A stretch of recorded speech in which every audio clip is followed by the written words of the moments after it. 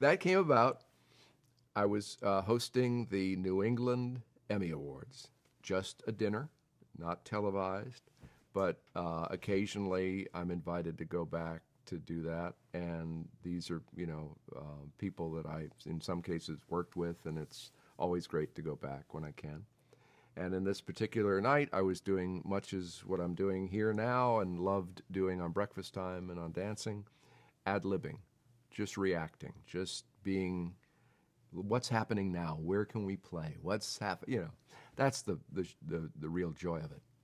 Vin DeBona, who is the executive producer and co-owner of the show with ABC, was there getting a Lifetime Achievement Award because he is from Boston TV as well. It was at WBZ before I was. And as he says, started his career shoveling shit for Gold Rush on the Boomtown show with the late, great Rex Traylor. So he was getting this award. I was having a ball, having a typical night out hosting something. And Vin's mother, Jean, who is this, I think she may be 90 now, going on 18. I mean, this woman was born young and has stayed young her whole life. She's great.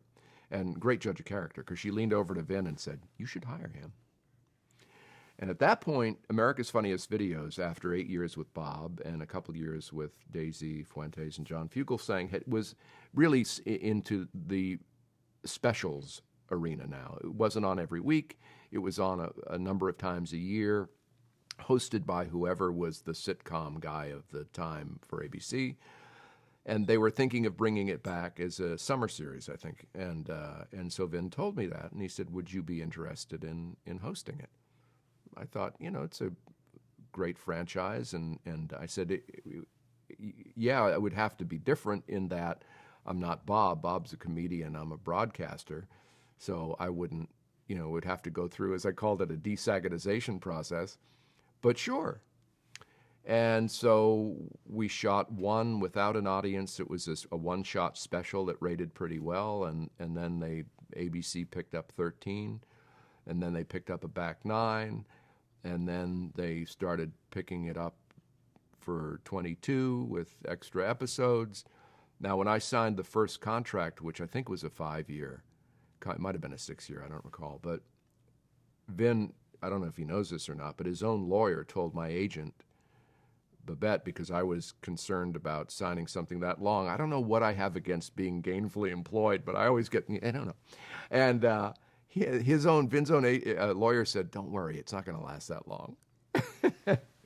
So that was 2001, and here we are in 2013. And tomorrow, as we tape this, tomorrow I'll be back in the studio taping another $100,000 edition of the show. You can watch in reruns my hair color change from brown. It used to be, believe it or not, chestnut brown, and then it starts getting salt and pepper. Now the salt's winning, but happily it's staying. I used to say to my late grandmother, when I'd go back to Haverhill and take her out to lunch, and she would look up at me and she'd say, "I can't believe my grandson has gray hair." And I would say to her after I said, "Well, I can't believe you're now 3'8", but there you go." I'd say, as long as it's staying, I don't mind if it's graying. But you can watch that. You can watch that process happen.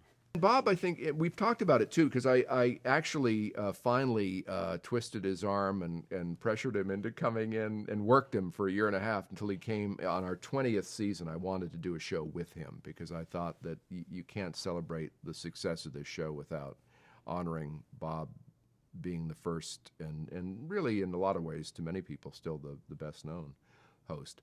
But Bob's a comedian. Bob would want to get a laugh too, and almost sometimes, and he's admitted he'd host it different now, but he would almost compete with the videos. And the analogy I used was like Martin and Lewis. I don't think I'm as suave as Dean Martin, but I'm the Dean Martin to the Jerry Lewis of the clips. They're the manic, silly thing. I'm the, if I get a laugh every so often, good, but I'm there to be the straight man. And that was a role that I think as a broadcaster I could more comfortably settle into than Bob could as a comedian, who he had a different approach. Now, having said that, when he did the show, there was nothing like it on television, and it did the kind of numbers that a show like Dancing with the Stars does now, up to 20 million people.